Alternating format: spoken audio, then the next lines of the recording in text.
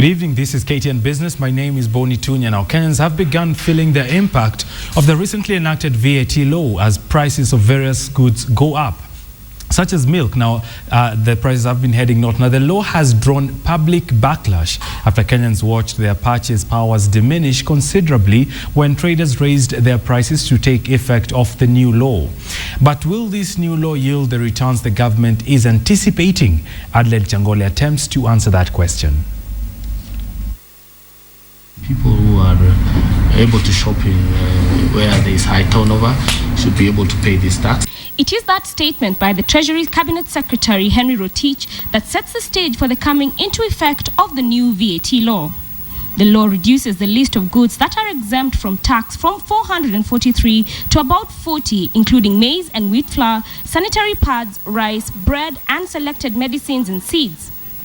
But processed milk, cooking gas, electricity, exercise books, textbooks, mobile phones, and fertilizers will now attract a 16% tax charge under the new law. All this will net the government an extra 10 billion shillings every year. Rotich says these funds will thereafter be used to fund projects that would, in the long run, reduce the cost of living by dealing with the bottlenecks that increase production costs. That should really give us now the necessary resources to do the development, invest in energy, invest on roads, so that the cost of living also comes down. But analysts are raising concerns about the law, saying it is an over-adjustment of the previous system, going from having too many exempt goods to having almost none. And to reduce the impact this change would have on the people, the government should have reduced the standard charge from 16% to 14.5%. A good compromise should have been then to reduce the rate of VAT, the standard, what we call the standard rate, which is 16%, 14.5%, or even 15%, that with the view of trying to make that tax effect revenue neutral. Moreover, the change is likely to increase inflation levels, especially given the habit by Kenyan traders of increasing prices even when there is no basis for it. Kenya has a reputation of price gouging, is what it's called. This means when you put up prices much more than you are justified to put them up. This has seen prices go up by more than 16% in some instances, and now Treasury is appealing to traders not to take advantage to hike prices.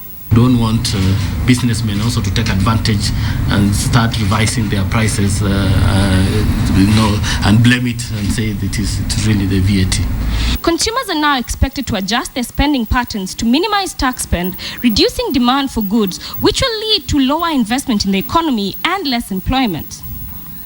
But even as this new reality sinks, it bears remembering that the people to blame are not the technocrats sitting at the National Treasury, but rather the people's representatives that sit in Parliament, who are not only required to ensure that the people are protected, but are also the only body mandated by law to pass any legislation on taxation.